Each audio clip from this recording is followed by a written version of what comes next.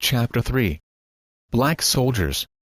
How the Negro fought in every American war for a cause that was not his and to gain for others a freedom which was not his own.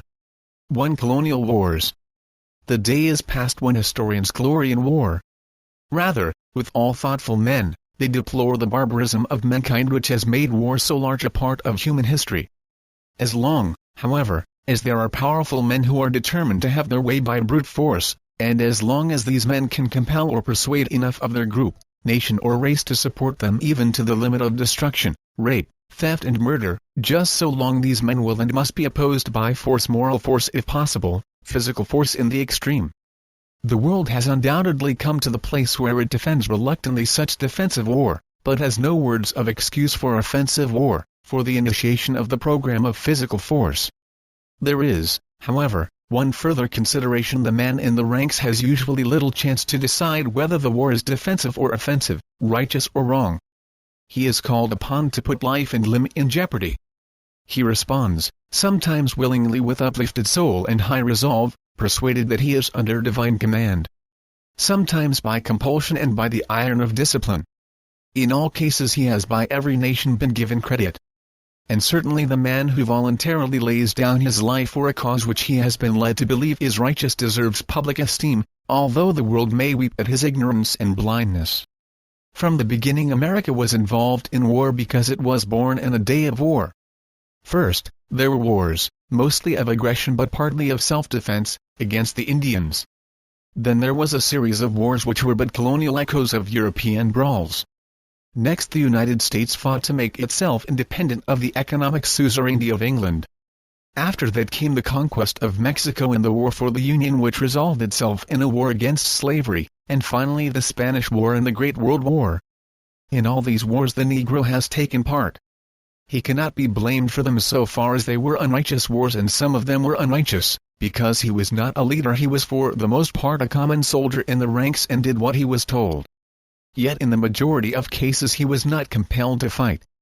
He used his own judgment and he fought because he believed that by fighting for America he would gain the respect of the land and personal and spiritual freedom. His problem as a soldier was always peculiar. No matter for what America fought and no matter for what her enemies fought, the American Negro always fought for his own freedom and for the self-respect of his race. Whatever the cause of war, therefore, his cause was peculiarly just. He appears, therefore, in American wars always with double motive, the desire to oppose the so-called enemy of his country along with his fellow white citizens, and before that, the motive of deserving well of those citizens and securing justice for his folk. In this way he appears in the earliest times fighting with the whites against the Indians as well as with the Indians against the whites, and throughout the history of the West Indies and Central America as well as the southern United States we find here and there groups of Negroes fighting with the whites. For instance, in Louisiana early in the 18th century when Governor Perrier took office, the colony was very much afraid of a combination between the Choctaw Indians and the fierce Bambara Negroes who had begun to make common cause with them. To offset this, Perrier armed a band of slaves in 1729 and sent them against the Indians. He says the Negroes executed their mission with as much promptitude as secrecy. Later, in 1730, the governor sent 20 white men and 6 Negroes to carry ammunition to the Illinois settlement up the Mississippi River. Perrier says 15 Negroes in whose hands we had put weapons performed prodigies of valor. If the blacks did not cost so much and if their labor was not so necessary to the colony, it would be better to turn them into soldiers and to dismiss those we have who are so bad and so cowardly that they seem to have been manufactured purposely for this colony. But this policy of using the Negroes against the Indians led the Indians to retaliate and seek alliance with the blacks, and in August 1730, the Natchez Indians and the Chickasaws conspired with the Negroes to revolt. The head of the revolt, Samba, with 8 of his confederates was executed before the conspiracy came to a head. In 1733, when Governor Bienville returned to power, he had an army consisting of 544 white men and 45 Negroes, the latter with free black officers. In the colonial wars which distracted America during the 17th and early part of the 18th centuries, the Negro took comparatively small part because the institution of slavery was becoming more settled and the masters were afraid to let their slaves fight. Notwithstanding this, there were black freedmen who voted and were enrolled in the militia and went to war, While some masters sent their slaves as laborers and servants as early as 1652, a law of Massachusetts as to the militia required Negro, Scotchmen and Indians to enroll in the militia. Afterward the policy was changed and Negroes and Indians were excluded, but Negroes often acted as sentinels at meeting-house doors. At other times slaves ran away and enlisted as soldiers or as sailors, thus often gaining their liberty. The New York Gazette in 1760 advertises for a slave who is suspected of having enlisted in the provincial service. In 1763 the Boston Evening Post was looking for a Negro who was a soldier last summer. One mulatto in 1746 is advertised for in the Pennsylvania Gazette. He had threatened to go to the French and Indians and fight for them. And in the Maryland Gazette, 1755, gentlemen are warned that their slaves may run away to the French and Indians. 2. The Revolutionary War. The estimates of the Negro soldiers who fought on the American side of the Revolutionary War vary from 4 to 6,000, or 1 out of every 50 or 60 of the colonial troops. On August 24, 1778, the following report was made of Negroes in the Revolutionary Army brigades: sick, absent, present, on command, total. North Carolina, 42, 10, 6, 58. Woodford, 36, 3, 1, 40. Muhlenberg, 64, 26, 8, 98. Smallwood, 20, 3, 1, 24. 2nd Maryland, 43, 15, 2, 60. Wayne, 2, 0, 0, 2. 2nd Pennsylvania, 33, 1, 1, 35. Clinton, 33, 2, 4, 62. Parsons, 117, 12, 19, 148. Huntington, 56, 2, 4, 62. Nixon, 26, 0, 1, 27. Patterson, 64, 13, 12, 89. Late learned, 34, 4, 8, 46. Poor, 16, 7, 4, 27. Total sick, absent, 586. Present, 98. On command, 71. Total, 755. Alex. Scammell, Adge. Gen. This report does not include Negro soldiers enlisted in Rhode Island, Connecticut, New York, New Hampshire and other states not mentioned, nor does it include those who were in the Army at both earlier and later dates. Other records prove that Negroes served in as many as 18 brigades. It was a Negro who in a sense began the actual fighting. In 1750 William Brown of Framingham, Mass., advertised 3 times for a mulatto fellow about 27 years of age, named Crispus, 6 feet 2 inches high, short curly hair. This runaway slave was the same Crispus Attucks who in 1779 led a mob on the 5th of March against the British soldiers in the celebrated Boston Massacre. Much has been said about the importance and lack of importance of the so-called Boston Massacre. Whatever the verdict of history may be, there is no doubt that the incident loomed large in the eyes of the colonists. Distinguished men were orators on the 5th of March for years after, until that date was succeeded by the 4th of July. Daniel Webster in his great Bunker Hill oration said, "From that moment we may date the severance of the British Empire." Possibly these men exaggerated the actual importance of a street brawl between citizens and soldiers, led by a runaway slave. But there is no doubt that the colonists, who fought for independence from England, thought this occasion of tremendous importance and were nerved to great effort because of it. Livermore says the presence of the British soldiers in King Street excited the patriotic indignation of the people. The whole community was stirred, and sage councillors were deliberating and writing and talking about the public grievances. But it was not for the wise and prudent to be first to act against the encroachments of arbitrary power. A motley rabble of saucy boys, Negroes and mulattoes, Irish teagues and outlandish jack-tars, as John Adams described them in his plea in defense of the soldiers, could not restrain their emotion or stop to inquire if what they must do was according to the letter of the law. Led by Crispus Attucks, the mulatto slave, and shouting, "The way to get rid of these soldiers is to attack the main guard. Strike at the root. This is the nest." With more valor than discretion they rushed to King Street and were fired upon by Captain Preston's company. Crispus Attucks was the first to fall. He and Samuel Gray and Jonas Caldwell were killed on the spot. Samuel Maverick and Patrick Carr were mortally wounded. The excitement which followed was intense.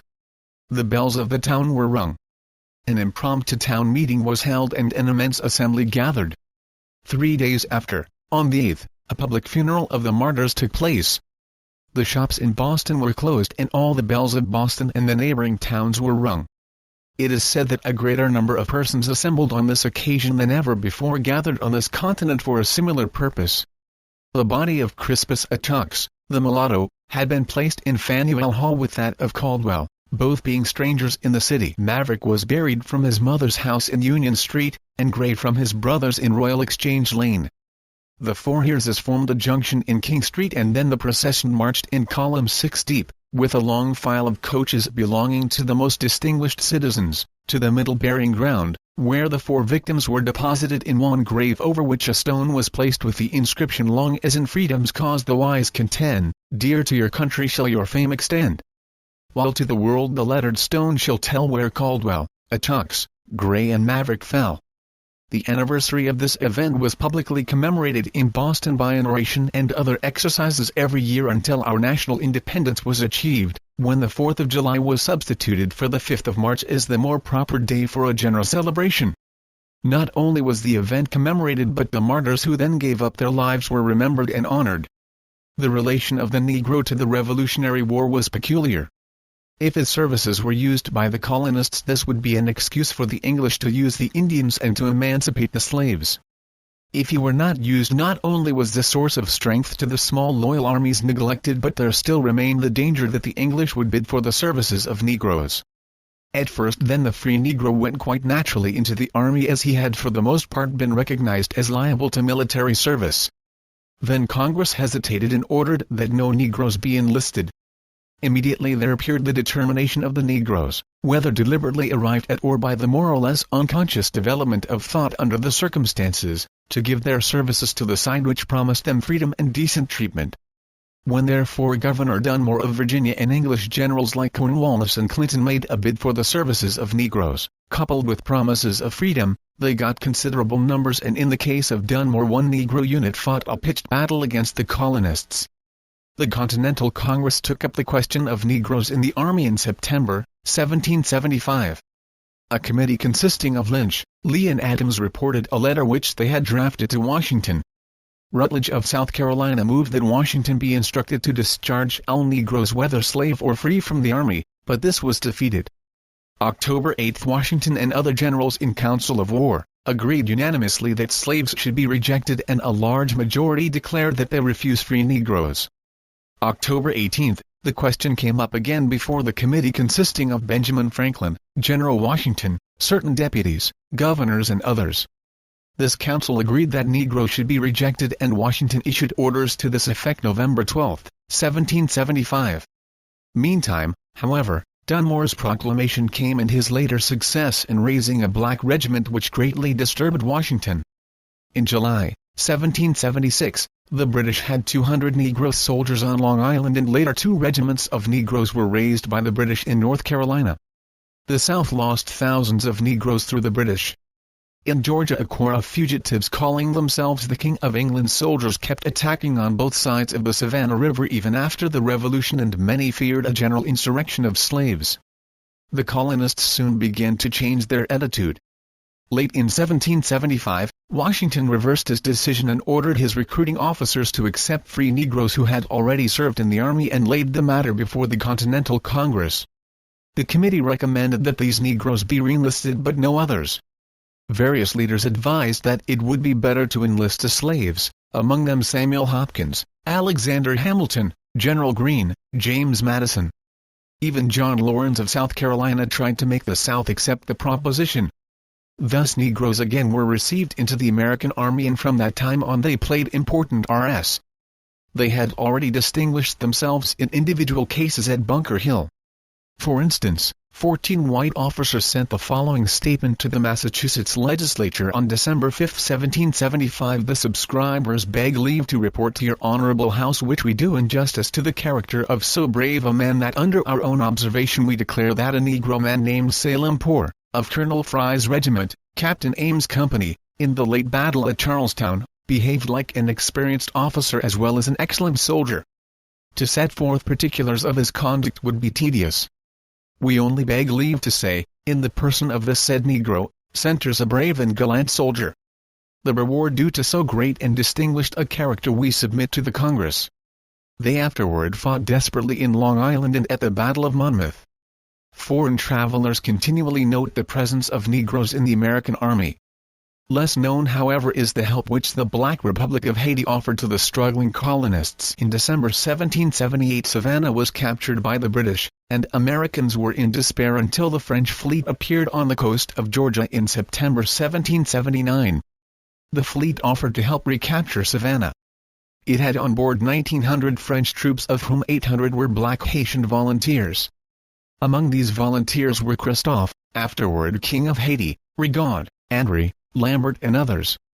They were a significant and faithful band which began by helping freedom in America, then turned in through the French Revolution freed Haiti and finally helped in the emancipation of South America. The French troops landed below the city with the Americans at their right and together they made an attack. American and French flags were planted on the British outposts but their bearers were killed and a general retreat was finally ordered. 760 Frenchmen and 312 Americans were killed and wounded. As the army began to retreat the British general attacked the rear, determined to annihilate the Americans.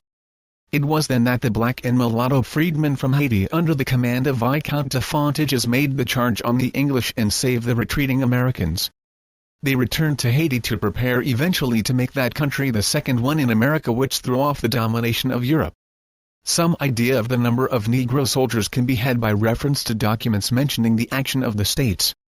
Rhode Island raised a regiment of slaves, and Governor Cook said that it was generally thought that at least 300 would enlist.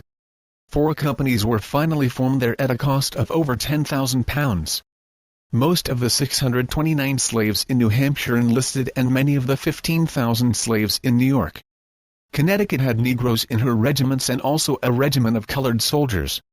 Maryland sought in 1781 to raise 750 Negro troops. Massachusetts had colored troops in her various units from 72 towns in that state.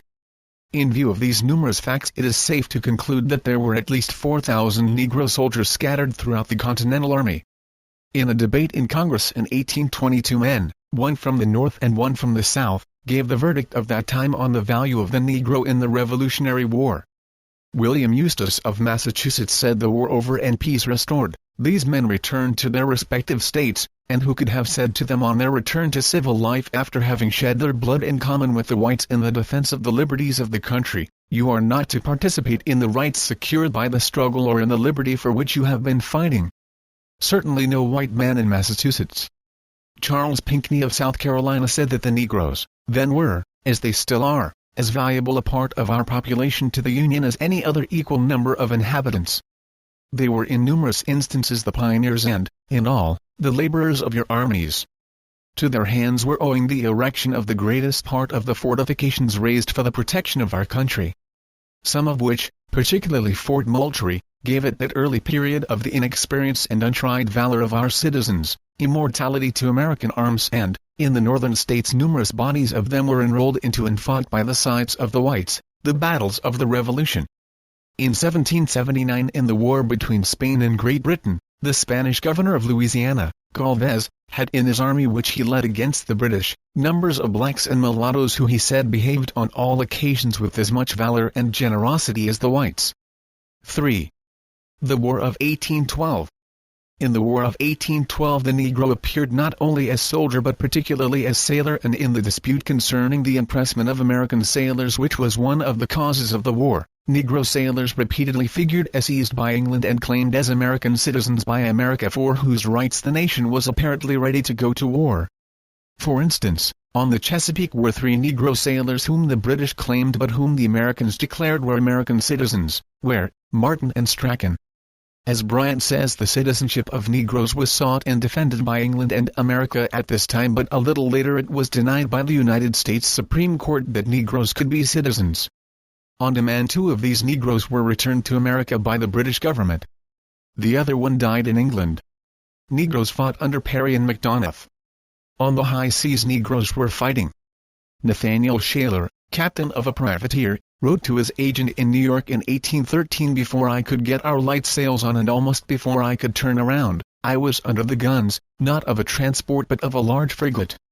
And not more than a quarter of a mile from her, her first broadside killed 2 men and wounded 6 others. My officers conducted themselves in a way that would have done honor to a more permanent service. The name of one of my poor fellows who was killed ought to be registered in the Book of Fame, and remembered with reverence as long as bravery is considered a virtue." He was a black man by the name of John Johnson. When America has such tars, she has little to fear from the tyrants of the ocean. A few Negroes were in the northern armies. A congressman said in 1828, "I myself saw a battalion of them, as fine martial-looking men as I ever saw, attached to the Northern Army in the last war 1812 on its march from Plattsburgh to Sackett's Harbor, where they did service for the country with credit to New York and honor to themselves." But it was in the South that they furnished the most spectacular instance of participation in this war. Governor Claiborne appealed to General Jackson to use colored soldiers.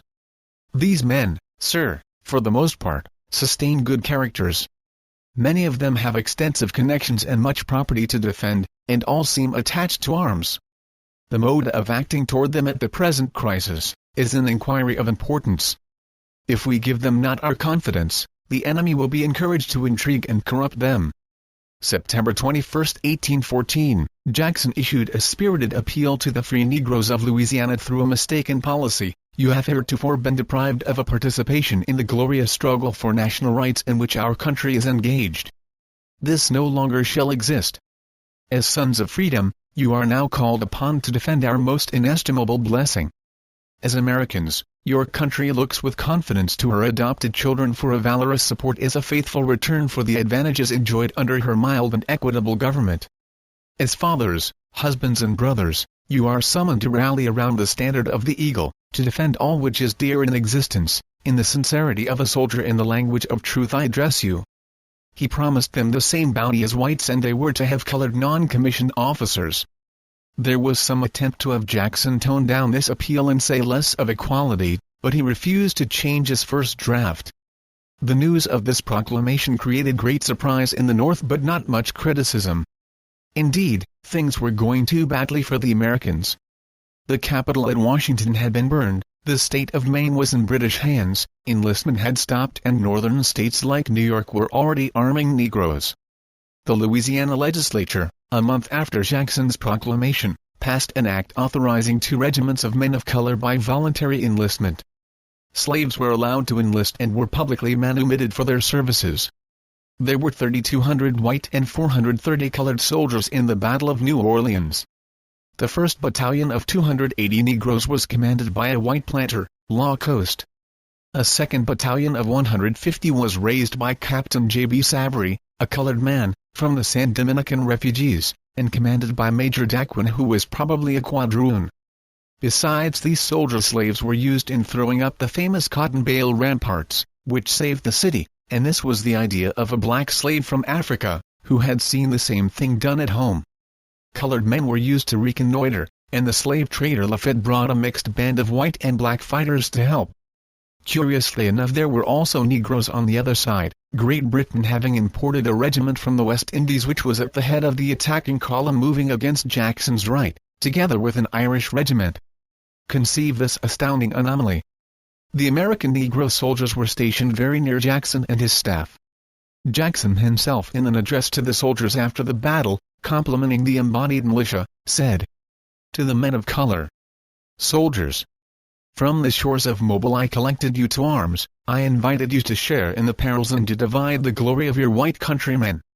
I expected much from you, for I was not uninformed of those qualities which must render you so formidable to an invading foe.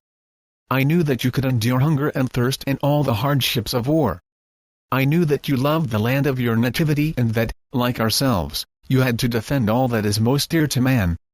But you surpass my hopes. I have found in you, united to these qualities, that noble enthusiasm which impels to great deeds." In the celebration of the victory which followed in the great public square, the place d'armes, now Jackson Square, the colored troops shared the glory and the wounded prisoners were met by colored nurses. 4. The Civil War.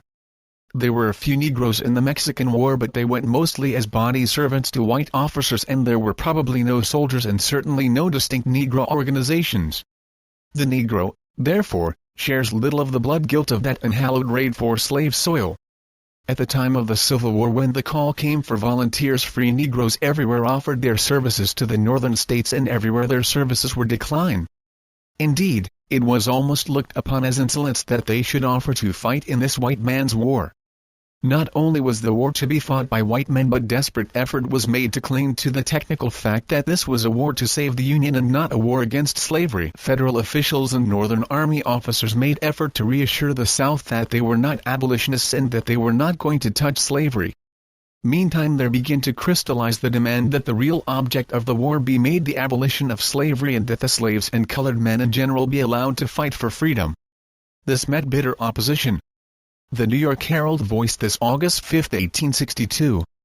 The efforts of those who love the Negro more than the Union to induce the President to swerve from his established policy are unavailing. He will neither be persuaded by promises nor intimidated by threats. Today he was called upon by 2 United States senators and rather peremptorily requested to accept the services of 2 Negro regiments. They were flatly and unequivocally rejected.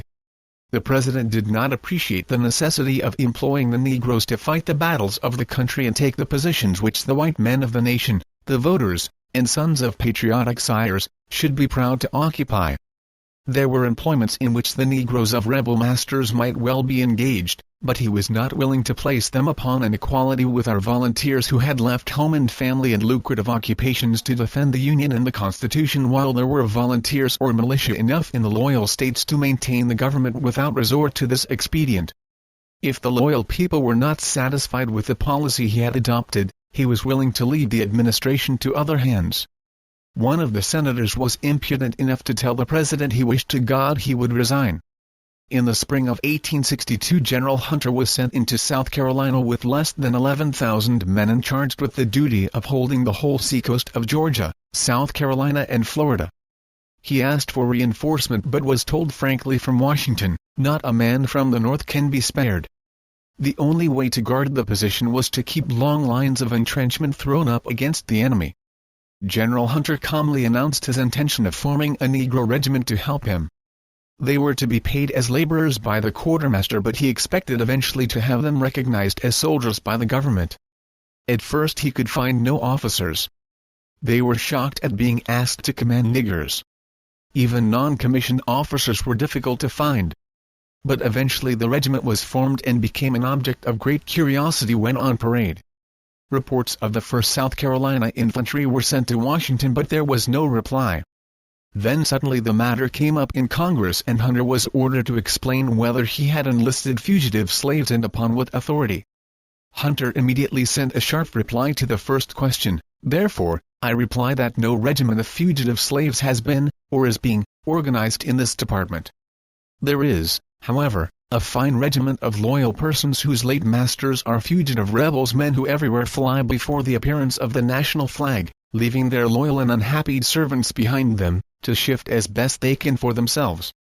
So far, indeed, are the loyal persons composing the regiment from seeking to evade the presence of their late owners, that they are now one and all endeavoring with commendable zeal to acquire the drill and discipline requisite to place them in a position to go in full and effective pursuit of their fugacious and traitorous proprietors.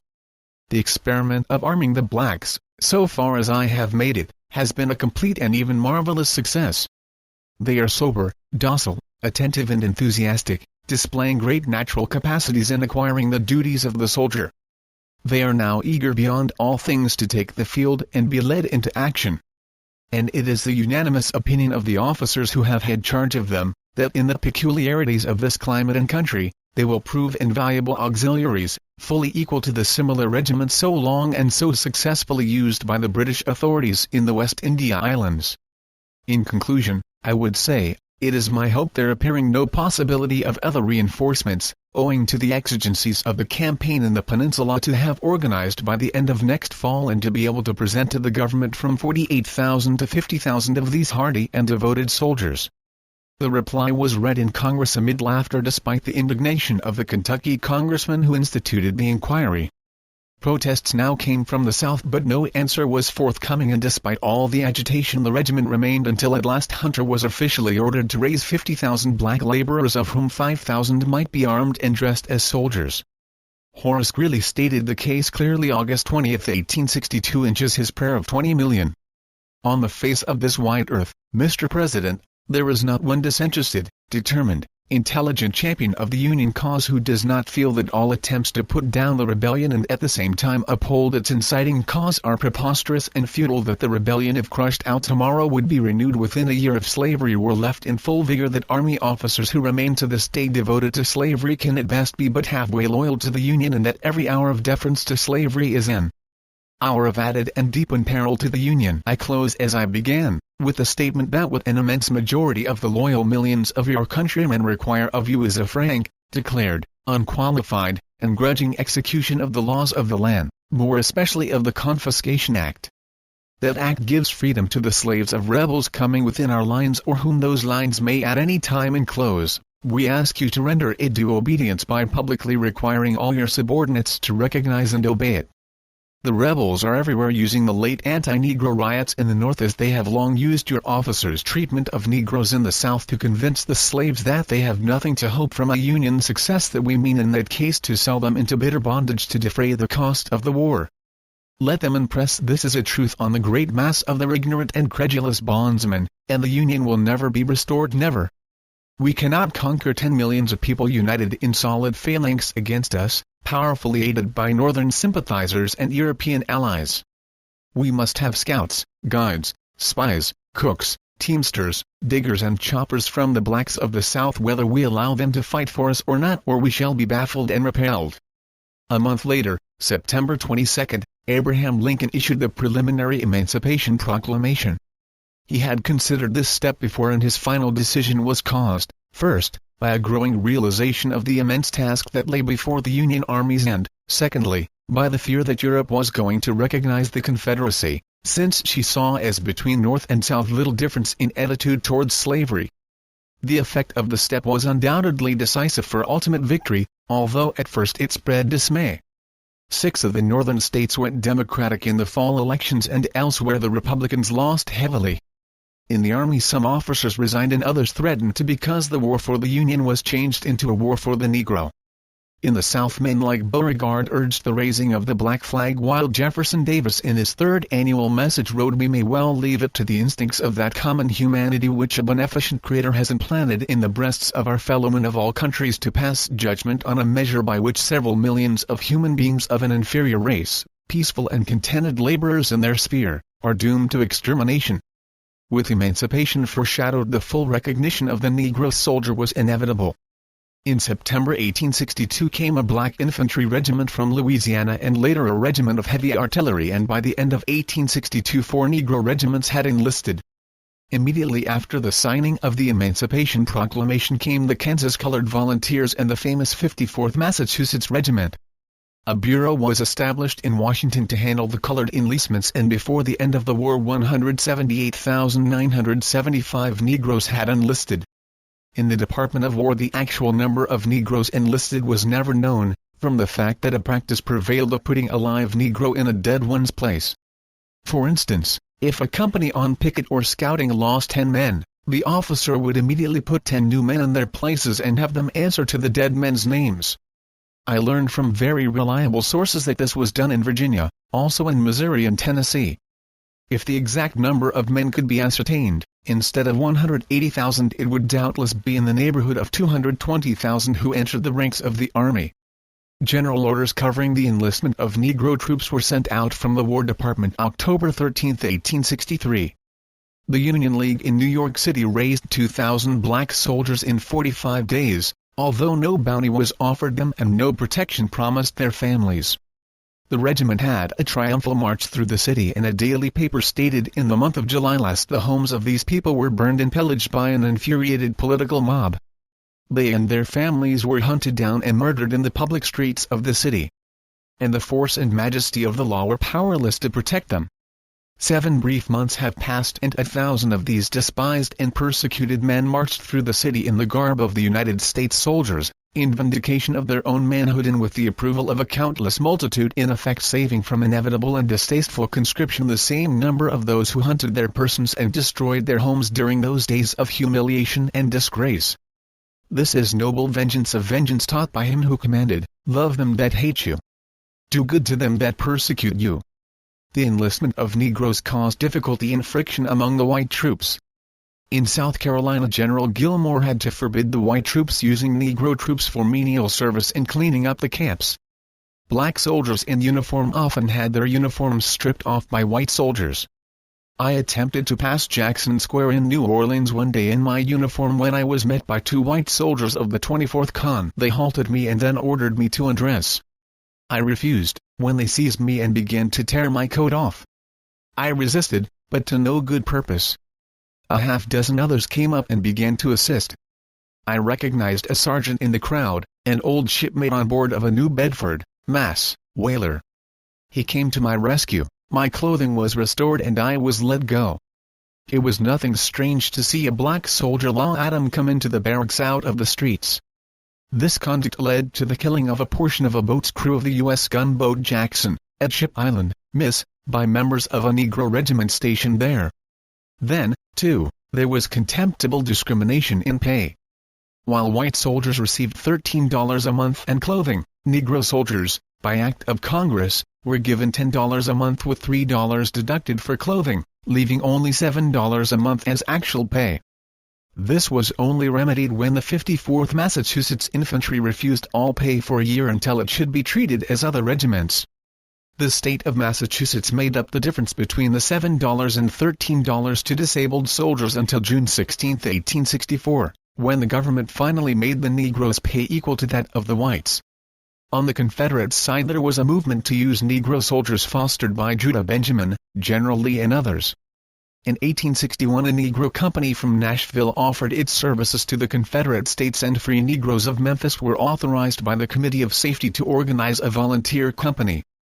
Companies of free Negroes were raised in New Orleans, very well drilled and comfortably uniformed. In Richmond colored troops were also raised in the last days. Few if any of these saw actual service. Plantation hands from Alabama built the redoubts at Charleston, and Negroes worked as teamsters and helpers throughout the South. In February, 1864, the Confederate Congress provided for the impressment of 20,000 slaves for menial service, and President Davis suggested that the number be doubled and that they be emancipated at the end of their service. Before the war started, local authorities had in many cases enrolled free Negroes as soldiers, and some of these remained in the service of the Confederacy.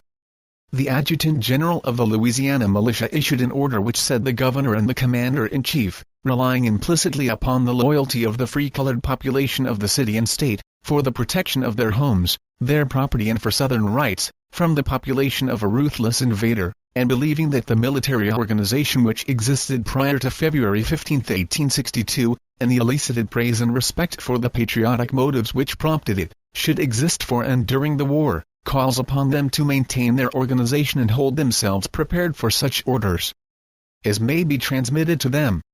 These native guards did not leave the city when the Confederates did, and explained to General Butler that they dared not refuse to work with the Confederates, and that they hoped by their service to gain greater equality with the whites, and that they would be glad now to join the Union forces. 2 weeks after the fall of Sumter, colored volunteers passed through Georgia on their way to Virginia. There were 16 or more companies. In November, 1861, a regiment of 1,400 free colored men were in the line of march at New Orleans. The idea of calling the Negroes grew as the power of the Confederacy waned and the idea of emancipation as compensation spread. President Davis said, should the alternative ever be presented of subjugation or of the employment of slaves as soldiers, there seems no reason to doubt what should be our decision. There was, of course, much difference of opinion. General Cobb said, if slaves make good soldiers, our whole theory of slavery is wrong, while a Georgian replied, some say that Negroes will not fight, I say they will fight. They fought at Ocean Pond, Honey Hill and other places. General Lee, in January 1964, gave as his opinion that they should employ them without delay. I believe with proper regulations they may be made efficient soldiers. He continued, our chief aim should be to secure their fidelity. There have been formidable armies composed of men having no interest in the cause for which they fought beyond their pay or the hope of plunder. But it is certain that the surest foundation upon which the fidelity of an army can rest, especially in a service which imposes hardships and privations, is the personal interest of the soldier in the issue of the contest. Such an interest we can give our Negroes by giving immediate freedom to all who enlist, and freedom at the end of the war to the families of those who discharge their duties faithfully whether they survive or not, together with the privilege of residing at the South. To this might be added a bounty for faithful service. Finally, March 13, 1865, it was directed that slaves be enrolled in the Confederate Army, each state to furnish its quota of 300,000. Recruiting officers were appointed, but before the plan could be carried out Lee and Johnson surrendered. The central fact which we forget in these days is that the real question in the minds of most white people in the United States in 1863 was whether or not the Negro really would fight. The generation then living had never heard of the Negro in the Revolution and in the War of 1812, much less of his struggles and insurrections before. From 1820 down to the time of the war a determined and far-reaching propaganda had led most men to believe in the natural inferiority, cowardice and degradation of the Negro race. We have already seen Abraham Lincoln suggest that if arms were put into the hands of the Negro soldier it might be simply a method of arming the rebels. The New York Times discussed the matter soberly, defending the right to employ Negroes but suggesting 4 grounds which might make it inexpedient. That Negroes would not fight, that prejudice was so strong that whites would not fight with them, that no free Negroes would volunteer and that slaves could not be gotten hold of and that the use of Negroes would exasperate the South. The very best thing that can be done under existing circumstances, in our judgment, is to possess our souls in patience while the experiment is being tried. The problem will probably speedily solve itself much more speedily than heated discussion or harsh criminations can solve it. This was in February 16, 1863. It was not long before the results of using Negro troops began to be reported and we find the Times saying editorially on the 31st of July Negro soldiers have now been in battle at Port Hudson and at Milliken's Bend in Louisiana, at Helena in Arkansas, at Morris Island in South Carolina, and at or near Fort Gibson in the Indian Territory. In 2 of these instances they assaulted fortified positions and led the assault. In 2 they fought on the defensive, and in 1 they attacked rebel infantry. In all of them they acted in conjunction with white troops and under command of white officers. In some instances they acted with distinguished bravery, and in all they acted as well as could be expected of raw troops. On the 11th of February, 1863, the news columns of the Times were still more enthusiastic. It will not need many such reports as this, and there have been several before it, to shake our inveterate Saxon prejudice against the capacity and courage of Negro troops. Everybody knows that they were used in the Revolution, and in the last war with Great Britain fought side by side with white troops, and won equal praises from Washington and Jackson. It is shown also that black sailors are on equal terms with their white comrades. If on the sea, why not on the land? No officer who has commanded black troops has yet reported against them. They are tried in the most unfavorable and difficult circumstances, but never fail. When shall we learn to use the full strength of the formidable ally who is only waiting for a summons to rally under the flag of the Union? Colonel Higginson says no officer in this regiment now doubts that the successful prosecution of this war lies in the unlimited employment of black troops. The remark is true in a military sense, and it has a still deeper political significance. When General Hunter has scattered 50,000 muskets among the Negroes of the Carolinas, and General Butler has organized the 100,000 or 200,000 blacks for whom he may perhaps shortly carry arms to New Orleans, the possibility of restoring the Union as it was, with slavery again its dormant power, will be seen to have finally passed away. The Negro is indeed the key to success. The Negroes began to fight and fight hard. But their own peculiar characteristics stood out even in the blood of war. A Pennsylvania major wrote home, "I find that these colored men learn everything that pertains to the duties of a soldier much faster than any white soldiers I have ever seen. They are willing, obedient, and cheerful, move with agility, and are full of music. Certain battles, carnivals of blood, stand out and despite their horror must not be forgotten." One of the earliest encounters was the terrible massacre at Fort Pillow, April 18, 1863. The fort was held with a garrison of 557 men, of whom 262 were colored soldiers of the 6th United States Heavy Artillery. The Union commander refused to surrender. Upon receiving the refusal of Major Booth to capitulate, Forrest gave a signal and his troops made a frantic charge upon the fort. It was received gallantly and resisted stubbornly, but there was no use of fighting.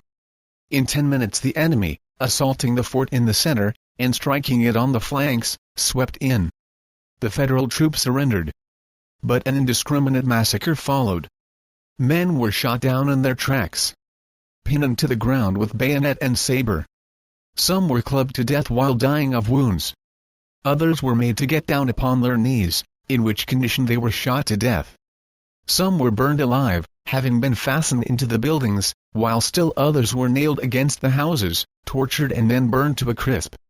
May 27, 1863, came the Battle of Port Hudson. Hearing the firing apparently more fierce and continuous to the right than anywhere else, I turned in that direction, past the sugar house of Colonel Chambers, where I had slept, and advanced to near the pontoon bridge across the big sandy bayou, which the Negro regiments had erected, and where they were fighting most desperately. I had seen these brave and hitherto despised fellows the day before as I rode along the lines, and I had seen General Banks acknowledge their respectful salute as he would have done that of any white troops. But still the question was, with too many will they fight? General Dwight, at least, must have had the idea, not only that they were men, but something more than men, from the terrific test to which he put their valor. Before any impression had been made upon the earthworks of the enemy, and in full face of the batteries belching forth their 62-pounders, these devoted people rushed forward to encounter grape, canister, shell, and musketry, with no artillery but 2 small howitzers that seemed mere popguns to their adversaries and no reserve whatever. Their force consisted of the 1st Louisiana Native Guards with colored field officers under Lieutenant Colonel Bassett, and the 3d Louisiana Native Guards, Colonel Nelson with white field officers, the whole under command of the latter officer. On going into action they were 1,080 strong, and formed into 4 lines, Lieutenant Colonel Bassett, 1st Louisiana, forming the first line, and Lieutenant Colonel Henry Finnegas the second. When ordered to charge up the works, they did so with the skill and nerve of old veterans black people, be it remembered, who had never been in action before. Oh, but the fire from the rebel guns was so terrible upon the unprotected masses, that the first few shots mowed them down like grass, and so continued. Colonel Bassett being driven back, Colonel Finnegas took his place, and his men being similarly cut to pieces, Lieutenant Colonel Bassett reformed and recommenced. And thus these brave people went in from morning until 3:30 p.m., under the most hideous carnage that men ever had to withstand, and that very few white ones would have had nerve to encounter, even if ordered to. During this time, they rallied, and were ordered to make 6 distinct charges, losing 37 killed, and 155 wounded, and 116 missing, the majority, if not all, of these being, in all probability, now lying dead on the gory field, and without the rites of sepulture. For when, by flag of truce, our forces in other directions were permitted to reclaim their dead, the benefit, through some neglect, was not extended to these black regiments. The deeds of heroism performed by these colored men were such as the proudest white man might emulate. Their colors are torn to pieces by shot and literally bespattered by blood and brains. The color sergeant of the 1st Louisiana, on being mortally wounded, hugged the colors to his breast, when a struggle ensued between the 2 color corporals on each side of him, as to who should have the honor of bearing the sacred standard, and during this generous contention one was seriously wounded. One black lieutenant actually mounted the enemy's works 3 or 4 times, and in one charge the assaulting party came within 50 paces of them. Indeed, if only ordinarily supported by artillery and reserve, no one can convince us that they would not have opened a passage through the enemy's works. Captain Callioy of the 1st Louisiana, a man so black that he actually prided himself upon his blackness, died the death of a hero, leading on his men in the thickest of the fight. In July 13, 1863, came the draft riot in New York, when the daily papers told the people that they were called upon to fight the battles of niggers and abolitionists, when the governor did nothing but request the rioters to await the report of his demand that the president suspend the draft. Meantime the city was given over to rapine and murder, property destroyed, Negroes killed, and the colored orphans' asylum burned to the ground and property robbed and pillaged.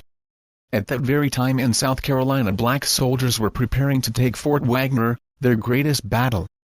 It will be noted that continually Negroes were called upon to rescue lost causes, many times as a sort of deliberate test of their courage. Fort Wagner was a case in point. The story may be told from 2 points of view, that of the white Unionist and that of the Confederate. The Union account says the signal given, our forces advanced rapidly towards the fort, while our mortars in the rear tossed their bombs over their heads.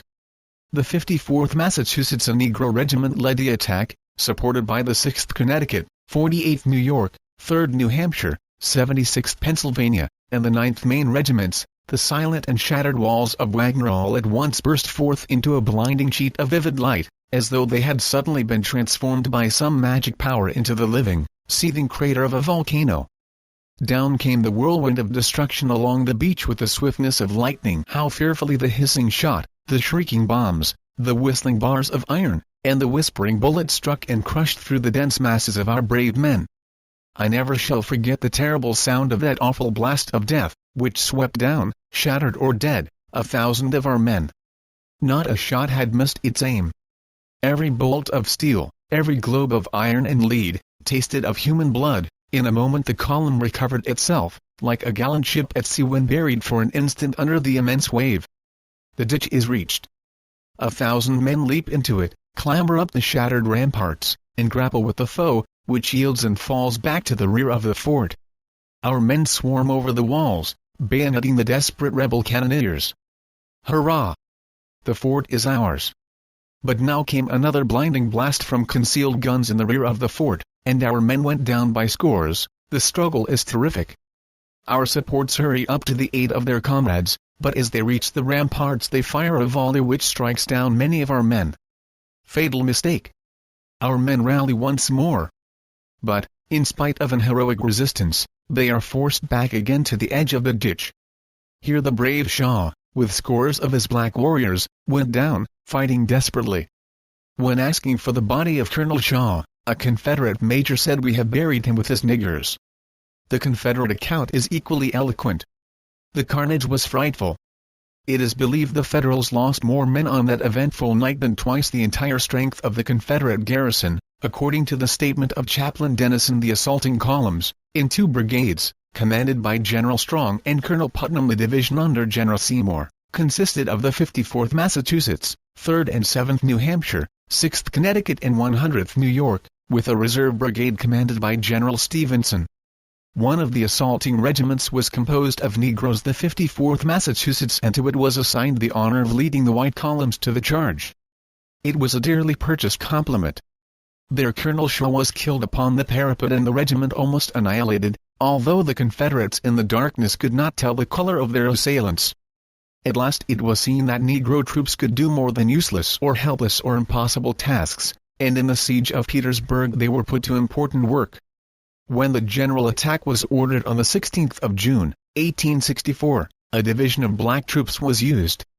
The Secretary of War, Stanton himself, saw them and said the hardest fighting was done by the black troops.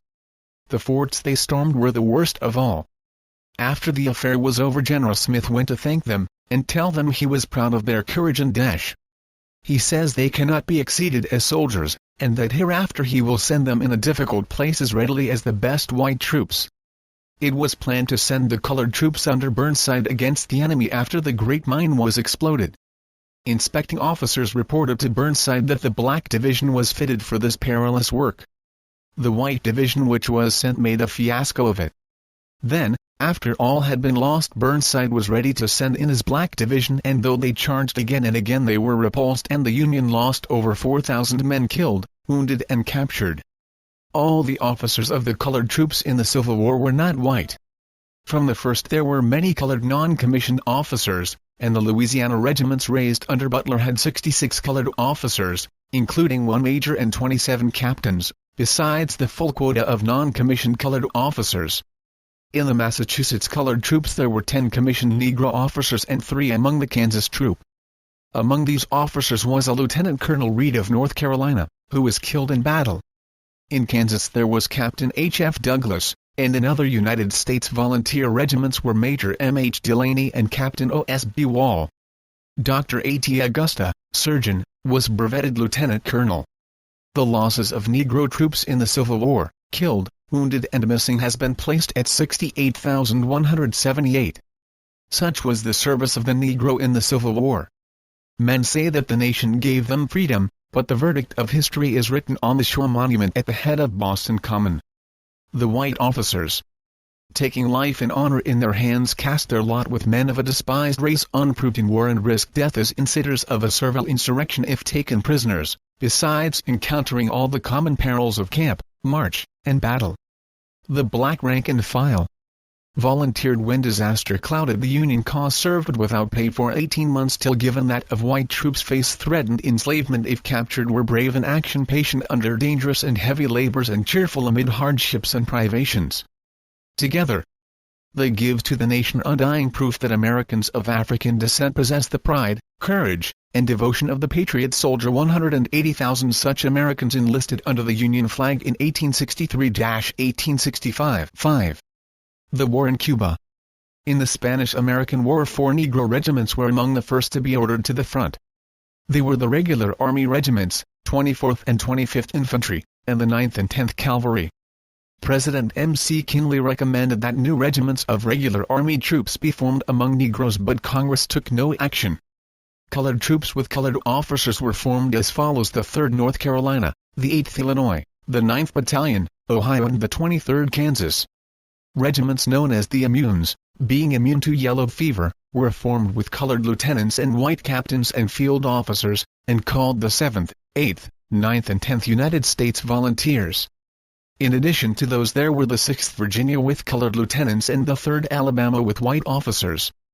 Indiana had 2 companies attached to the 8th Immunes. None of the Negro volunteer companies reached the front in time to take part in battle. The 8th Illinois formed a part of the Army of Occupation and was noted for its policing and cleaning up of Santiago. Colonel John R. Marshall, commanding the 8th Illinois, and Major Charles Young, a regular Army commander, both colored, were in charge of the battalion. The colored regular Army regiments took a brilliant part in the war. The first regiment ordered to the front was the 24th Infantry. Negro soldiers were in the battles around Santiago. The 10th Cavalry made an effective attack at Las Casimas and at El Caney on July 1. They saved Roosevelt's Rough Riders from annihilation. The 24th Infantry volunteered in the yellow fever epidemic and cleaned the camp in one day. Review of Reviews says one of the most gratifying incidents of the Spanish War has been the enthusiasm that the colored regiments of the regular army have aroused throughout the whole country. Their fighting at Santiago was magnificent. The Negro soldier showed excellent discipline, the highest qualities of personal bravery, very superior physical endurance, unfailing good temper, and the most generous disposition toward all comrades in arms, whether white or black. Roosevelt's Rough Riders have come back singing the praises of the colored troops. There is not a dissenting voice in the chorus of praise. Men who can fight for their country as did these colored troops ought to have their full share of gratitude and honor. 6 Carrizal. In 1916 the United States sent a punitive expedition under General Pershing into Mexico in pursuit of the Villa forces which had raided Columbus, New Mexico. 2 Negro regiments, the 10th Cavalry and the 24th Infantry, were part of his expedition. On June 21, Troops C and K of the 10th Cavalry were ambushed at Carrizal by some 700 Mexican soldiers. Although outnumbered almost 10 to 1, these black soldiers dismounted in the face of a withering machine gun fire, deployed, charged the Mexicans and killed their commander. This handful of men fought on until, of the 3 officers commanding them, 2 were killed and 1 was badly wounded.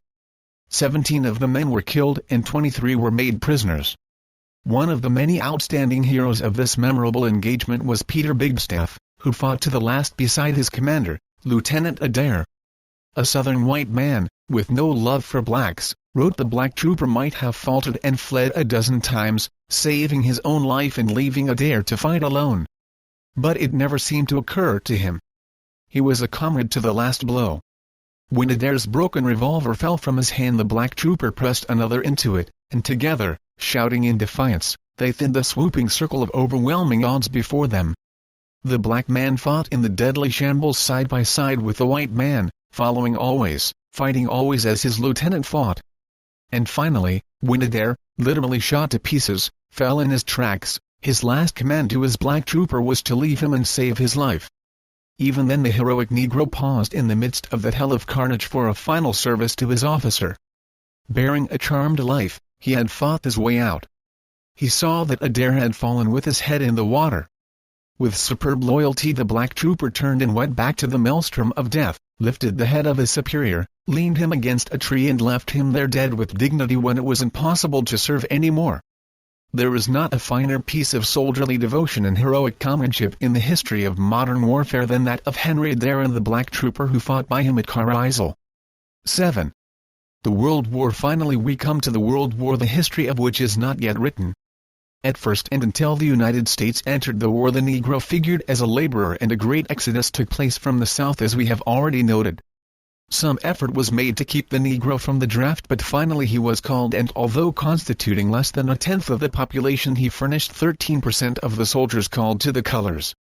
The registry for the draft had insulting color discriminations and determined effort was made to confine Negroes to stevedore and labor regiments under white officers. Most of the Negro draftees were thus sent to the service of supplies where they were largely under illiterate whites and suffered greatly. Finally a camp for training Negro officers was established and nearly 700 Negroes commissioned, none of them, however, above the rank of captain. Charles Young, the highest-ranking Negro graduate of West Point and one of the best officers in the Army, was kept from the front, because being already a colonel with a distinguished record he would surely have become a general if sent to France. 2 Negro divisions were planned, the 92nd and the 93rd. The 93rd was to be composed of the Negro National Guard regiments, all of whom had some and one all-Negro officers. The latter division was never organized as a complete division but 4 of its regiments were sent to France and encountered bitter discrimination from the Americans on account of their Negro officers. They were eventually brigaded with the French and saw some of the hardest fighting of the war in the final drive toward Sedan. They were cited in general orders as follows by General Goibet: in transmitting to you with legitimate pride the thanks and congratulations of the General Garnier Duplessis, allow me, my dear friends of all ranks, Americans and French, to thank you from the bottom of my heart as a chief and a soldier for the expression of gratitude for the glory which you have lent our good 157th Division. I had full confidence in you but you have surpassed my hopes. During these 9 days of hard fighting you have progressed 9 kilometers through powerful organized defenses, taken nearly 600 prisoners, 15 guns of different calibers, 20 mini-warfers, and nearly 150 machine guns, secured an enormous amount of engineering material, an important supply of artillery ammunition, brought down by your fire 3 enemy airplanes. Your troops have been admirable in their attack. You must be proud of the courage of your officers and men. And I consider it an honor to have them under my command. The bravery and dash of your regiment won the admiration of the 2nd Moroccan Division, who are themselves versed in warfare. Thanks to you, during those hard days, the division was at all times in advance of all other divisions of the Army Corps. I am sending you all my thanks and begged you to transmit them to your subordinates. I called on your wounded. Their morale is higher than any praise. Goibet. The 92nd Division encountered difficulties in organization and was never assembled as a division until it arrived in France. There it was finally gotten in shape and took a small part in the Argonne offensive and in the fight just preceding the armistice. Their commanding general said 5 months ago today the 92nd Division landed in France. After 7 weeks of training, it took over a sector in the front line, and since that time some portion of the division has been practically continuously under fire. It participated in the last battle of the war with creditable success, continuously pressing the attack against highly organized defensive works. It advanced successfully on the first day of the battle, attaining its objectives and capturing prisoners. This in the face of determined opposition by an alert enemy, and against rifle, machine gun and artillery fire. The issue of the second day's battle was rendered indecisive by the order to cease firing at 11 a.m. when the armistice became effective. With the small chance thus afforded, Negro troops nevertheless made a splendid record, and especially those under Negro officers. If they had had larger opportunity and less organized prejudice they would have done much more. Perhaps their greatest credit is from the fact that they withstood so bravely and uncomplainingly the barrage of hatred and offensive prejudice aimed against them. The young Negro officers especially made a splendid record as to thinking, guiding leaders of an oppressed group. Thus has the black man defended America from the beginning to the World War. To him our independence from Europe and slavery is in no small degree due.